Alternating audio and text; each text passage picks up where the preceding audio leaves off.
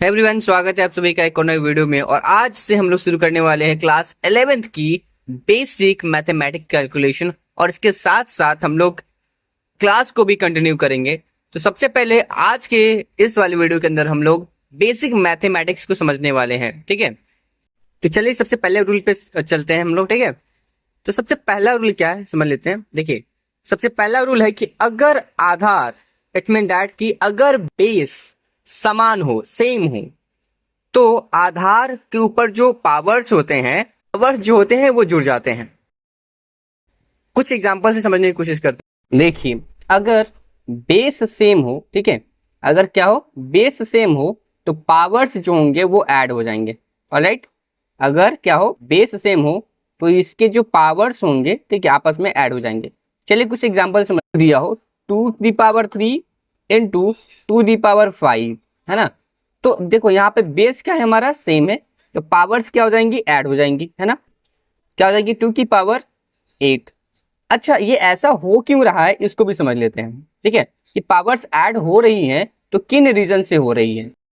देखो, 2 the power 3 को हम कैसे लिख सकते हैं, 2 इंटू 2 लिख सकते हैं ना। ओके, सिमिलरली मल्टीप्लाई में है तो मल्टीप्लाई कर दिए। क्या 2 की पावर 5 को कैसे लिख सकते हैं, 2 into 2 into 2 into 2 into and 2 into लिख सकते हैं ना। तो टोटल 2 को हम देखें तो कितने हैं, 1 2 3 4 5 6 7 8 हो गया ना। तो 2 दी पावर कितनी हो गई, 8।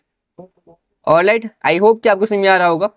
तो अगर क्या है, रीजन क्या है, आपको समझ में आ गया होगा कि अगर बेस सेम हो, अगर बेस सेम हो और दोनों बेस मल्टीपल में हो तो पावर्स क्या हो जाती हैं, ऐड हो जाती है। आई थिंक कि आपको फर्स्ट रूल समझ में आ गया होगा। एक और एग्जांपल से देखते हैं और समझने की कोशिश करते हैं।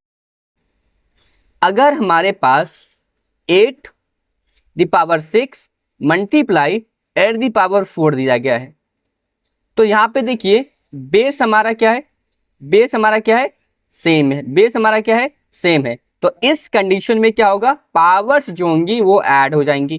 तो 8 तो 8 है ही हमारे पास, और पावर क्या हो जाएंगी, 6 + 4 यानी कि 10, है ना।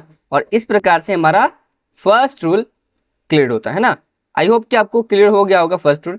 फर्स्ट रूल क्या कहता है कि अगर बेस सेम हो, अगर बेस सेम हो तो जो हमारी पावर्स होती हैं वो क्या हो जाती है, ऐड हो जाती है। रूल 2 है कि अगर आधार का पावर हो, है ना, तो पावर्स जो होंगे आपस में मल्टीप्लाई हो जाएंगे, गुना हो जाएंगे। चलिए कुछ एग्जांपल से समझते हैं, है ना। जैसे यहां पे हम देख सकते हैं कि हमारा गिवन क्या है, यहाँ पे कोई एक, यहाँ पे कोई एक बेस है, इसका पावर है b और उसका भी पावर क्या है। तो इस कंडीशन में होगा क्या कि जो पावर है वो मल्टीप्लाई हो जाएंगे, क्या हो जाएंगी, मल्टीप्लाई। देखिए एग्जांपल से कुछ समझते हैं। जैसे कि एक नंबर गिवन है, ये है 2, इसकी पावर है 4 और इसका भी पावर गिवन कर दिया है 2। तो इस कंडीशन में होगा क्या, पावर्स आपस में क्या हो जाएंगी, मल्टीप्लाई हो जाएंगी। दैट्स मीन कि 2 की पावर क्या हो जाएगी, 4 × 2 = 8, क्या हो जाएंगी, 8। अब ऐसा हुआ क्यों है इसको भी समझ लेते हैं हम लोग।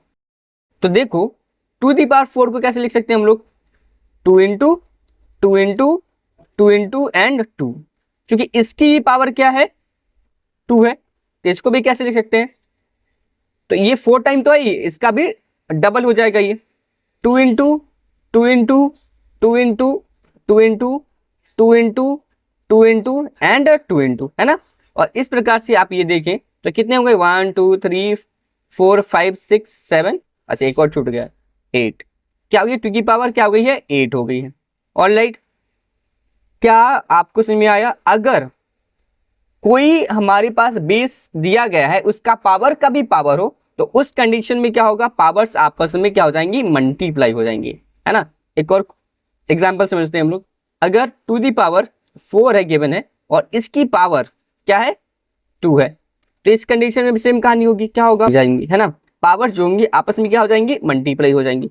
तो 4 × 2 = 8, 4 × 2 = 8, इस तरीके से चलेंगी। अगर बोलिए, बोलिए अगर अगर हमारे पास कोई नंबर्स गिवन है, जैसे कि 3 है ना, 3 की पावर 2 है और इसका भी पावर क्या है, 2 है। तो इस कंडीशन में क्या होगा, ये आपस में क्या हो जाएंगी, मल्टीप्लाई हो जाएंगी। तो 3 तो 3 है ही, और हो जाएगी 2 टू जा 4, क्या हो जाएंगी, 2 टू जा 4 हो जाएंगी, है ना। क्यों हो रहा है, क्लियर है ना। देखो इस 3 का पावर 2 है, दैट्स मीन इसका मतलब क्या है कि 3 जो है 2 टाइम्स है। अब इसका भी पावर गिवन है, सॉरी इसका ही पावर 2 क्या है, 2 गिवन है। इसका मतलब क्या हुआ कि ये 3 जो है फिर डबल टाइम मल्टीप्लाई होंगी, यानी कि 3 इंटू 3 इंटू 3 इंटू 3। तो 3 की पावर क्या हो जाएंगी, 1 2 3 एंड 4, ठीक है। और इस प्रकार से ये चीजें क्लियर होती हैं। तो दो चीजें हम लोग रूल समझे। फर्स्ट रूल क्या है कि अगर अगर दो बेस है और दोनों मल्टीप्लाई में है, तो उस कंडीशन में उसकी पावर क्या हो जाएंगी, ऐड हो जाएंगी। क्या हो जाएंगी, ऐड हो जाएंगी, है ना।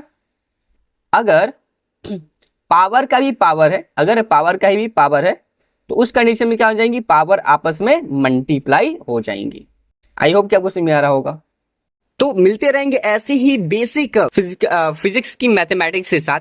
तो आज के लिए बस इतना ही। अगर वीडियो हेल्पफुल लगा है तो वीडियो को लाइक कर लीजिएगा, चैनल पर नए हो तो सब्सक्राइब करके बेल नोटिफिकेशन को ऑन कर लीजिएगा, क्योंकि आज से हम लोग एक बेहतरीन फिजिक्स की शुरुआत करने वाले हैं जो आपको एक पावरफुल बनाने में बहुत ज्यादा ही हेल्पफुल करने वाली है। तो आज के लिए बस इतना ही। Till then watching and thank you for watching this video.